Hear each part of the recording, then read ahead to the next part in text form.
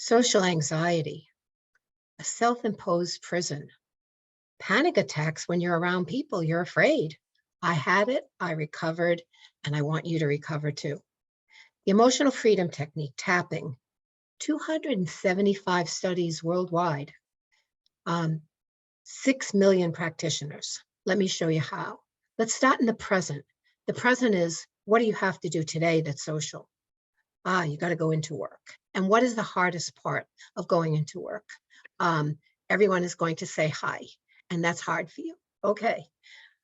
0 to 10, how upsetting? 6, okay. Let's go there. Even though I'm going into work and it's hard for me because everyone's going to say hi, I'm still a good person. It's just how I feel. It's you take the emotion about the issue. It's hard to go into work and have people say hi. I feel very nervous when people say hi to me because I feel awkward. I feel very nervous when people say hi to me because I feel awkward. Just follow with me if this is your issue.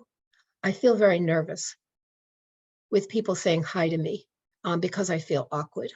I feel awkward when people say hi to me. It doesn't feel comfortable when people say hi to me. Over to the collarbone, it's awkward. I don't like it when people say hi to me. Under the arm, it's awkward for people to say hi to me. I don't like it. It's very awkward. It's very awkward. We'll do this twice, but do it 4 or 5 times. It's awkward for me when people say hi to me. Top of head, it's awkward for me when people say hi to me. It's awkward. I don't like it. It's hard for me when people say hi to me. I don't like it. It's awkward. It's just awkward when people say hi to me. It's awkward when people say hi to me, and I don't like it. I don't like it when people say hi to me. It's very awkward. Under the lip, it's awkward when people say hi to me because I don't know what to do. I don't like it when people say hi to me. I don't like something in the present. Perhaps that's not the one for you, but there is something in the present. There is something in the present. So do that a few more times, okay?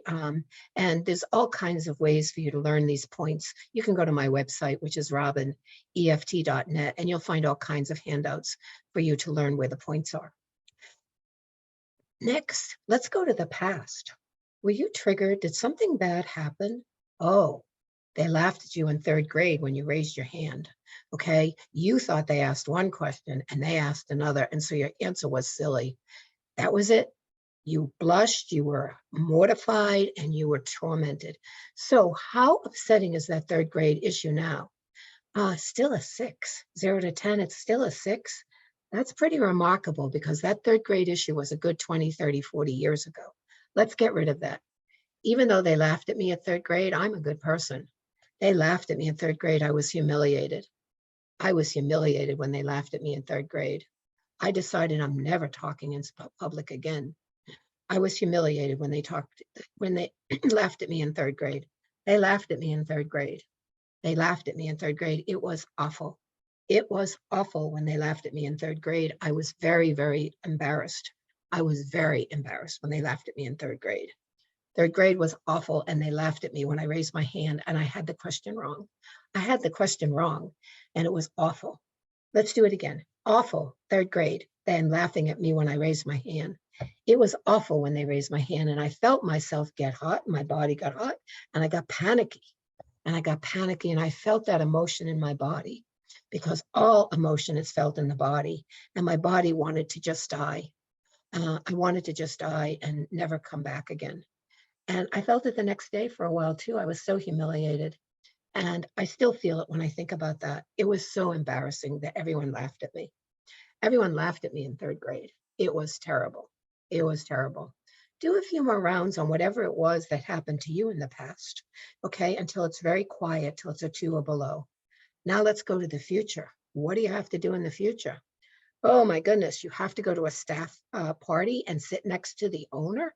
Oh my goodness, next to the manager, the owner? Okay, how scary is that? That's a 10, okay? So scared that I have to sit next to the owner or the manager at the staff party. So scared I have to sit next to the owner or the manager at this party. I have to sit next to the owner and the manager in this party. I have to sit next to the owner and the manager in this party. Oh my goodness, how am I ever going to do that? I can never do that. Well, maybe I can. No, I can't. I can't. What am I going to say and do? Under the arm, I'm still worried about sitting with the manager.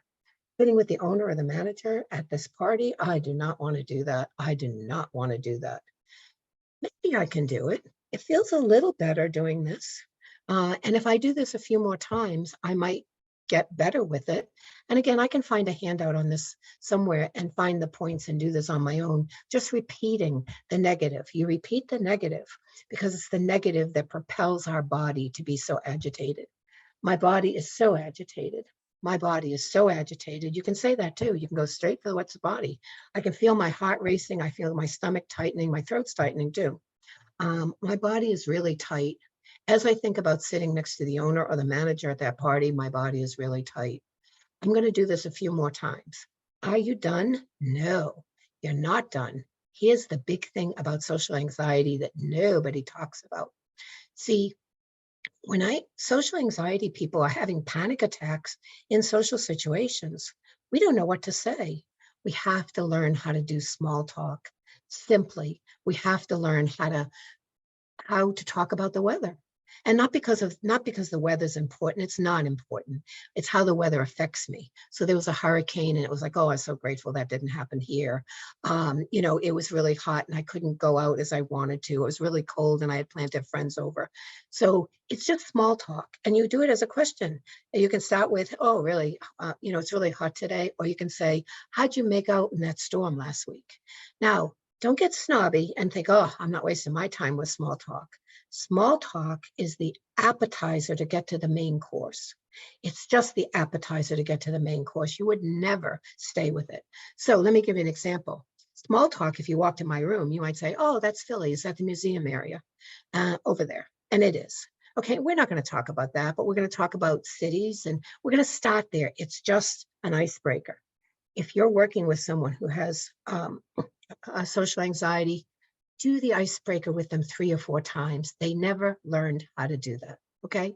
I hope this video has helped you. I do have a website. It's robineft.net.